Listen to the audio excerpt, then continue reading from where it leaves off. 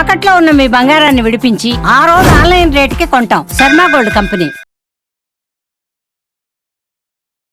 శ్రీమాత్రే నమః. శ్రీ గురుభ్యో నమః. జ్ఞానినాంనపి చేతాంసి దేవీ భగవతీ హిసా బలాయ కృష్యమోహాయ మహామాయా ప్రయశ్చతి.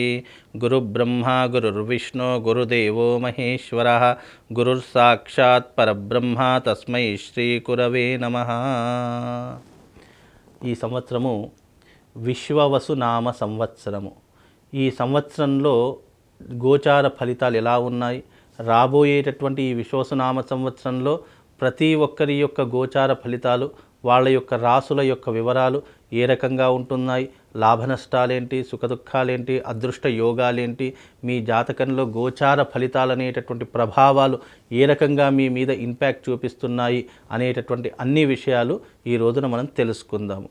ఎందుకంటే ప్రతి సంవత్సరము ఉగాది రోజున మనకేంటి అంటే గురువు యొక్క గ్రహము, శనిగ్రహము యొక్క ప్రభావము, తీవ్రమైనటువంటి ప్రభావం మనిషి మీద పడేటటువంటి లక్షణాలు ఎక్కువగా ఉంటూ ఉంటాయి.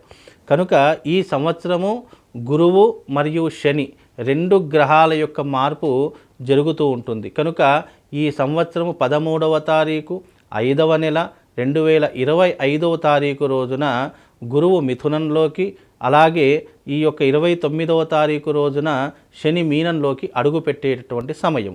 కనుక ఈ యొక్క ద్వాదశ రాశులలో ఏ ఒక్క గ్రహం మార్పు చెందినా కూడా దాని యొక్క ప్రభావం ద్వాదశ రాశులు 12 రాశుల మీద ప్రభావం అనేటటువంటిది సూచిస్తూ ఉంటుంది.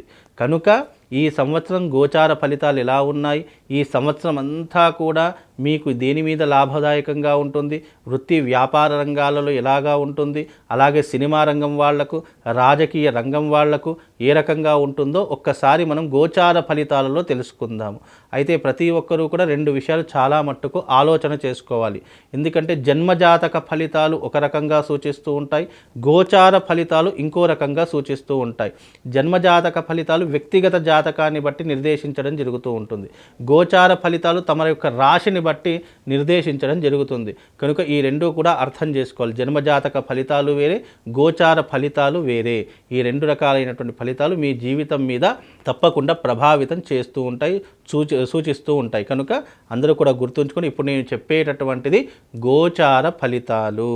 గురువు యొక్క మార్పు వల్ల, శని యొక్క మార్పు వల్ల, రాహు కేతువుల యొక్క మార్పు వల్ల మనిషి మీద ఎలాంటి ప్రభావం ఉంటుంది, ఏ రాశి ఏ స్థానంలో ఉంటే మీ రాశి నుంచి గురువు కానీ శని కానీ ఏ రాశిలో ఉంటే ఎలాంటి ప్రభావం ఉంటుందో తెలుసుకునేటటువంటి ప్రయత్నం ఇప్పుడు మనం అందరం కూడా తెలుసుకుందాము. ఇక తదుపరి రాశి కన్యారాశి. మరి ఈ సంవత్సరం కన్యారాశి వారికి ఏ రకంగా ఉండబోతుంది, గురువు శని రాహు కేతువులు ఏ ఏ గ్రహ సంచారంలో ప్రయాణం చేస్తున్నారో ఒక్కసారి చూసుకుందాము. కన్యారాశి వారికి ఈ సంవత్సరం గురువు 10వ స్థానంలోను, శని 7వ స్థానంలోను, రాహు కూడా 7వ స్థానంలో సంచరిస్తూ ఉన్నారు. కనుక ఈ సంవత్సరము కన్యారాశి వారికి జన్మస్థానంలో కేతు సంచరిస్తున్నారు. కనుక ఈ సంవత్సరం కన్యారాశి వారికి చాలా తీవ్రమైనటువంటి ఇబ్బందులు కలుగుతూ ఉంటాయి. కన్యారాశి వారికి గురువు 10వ స్థానంలో సంచరించడం వల్ల ఏమవుతుంది అని అంటే కనుక కార్య విఘ్నత, చేసే ప్రతి పనిలో ఆటంకాలు మొదలవుతూ ఉంటాయి. ఎక్కడికి వెళ్ళినా, ఏదైనా పని కోసం వెళ్ళినా కూడా అక్కడ మనకు పని దొరకకపోవడంతో పాటు మనకు అవమానాలు, ఎదురు దెబ్బలే ఎక్కువగా తాగిలేటటువంటి లక్షణాలు ఏర్పడుతూ ఉంటాయి. ఇక అసహనత అంటే ఒక్కొక్కసారి సహనం కూడా కోల్పోయేటటువంటి లక్షణాలు ఏర్పడుతూ ఉంటాయి. ముఖ్యంగా వ్యర్థ సంచారము అంటే అనవసరంగా ఎక్కడికి పడితే అక్కడికి వెళ్ళిపోవడము, మన ప్రమేయం లేకపోయినా, మన పని లేకపోయినా ఏదో కాలయాపన చేయాలి అనేటటువంటి సందర్భాల్లో మీరు ఎటంటే అటు వెళ్ళిపోతూ ఉంటారు. ప్రయాణాలు, వ్యర్థమైనటువంటి ప్రయాణాలు విపరీతంగా చేస్తారు. కనుక వ్యర్థమైనటువంటి ప్రయాణాలు మానుకునే ప్రయత్నం చేయండి. ఇక ముఖ్యంగా కూడా చూసుకుంటే వృత్తి భగ్నం కలుగుతుంది. చేసే వృత్తి వ్యాపారంలో ఇబ్బందులు కలుగుతూ ఉంటాయి. అలాగే డబ్బు అధికంగా ఖర్చు అయ్యేటటువంటి పరిస్థితులు ఏర్పడుతూ ఉంటాయి. ఇంటి యందు శుభకార్యాలు చేసేటటువంటి పనిలో పడిపోయి డబ్బుని అధికంగా ఖర్చు పెడుతూ ఉంటారు. దొంగల భీతి ఎక్కువగా పెరిగిపోతూ ఉంటుంది. ఉద్యోగ భంగం కలుగుతూ ఉంటుంది, లేదా ట్రాన్స్ఫర్స్ జరిగేటటువంటి లక్షణాలు ఏర్పడతాయి.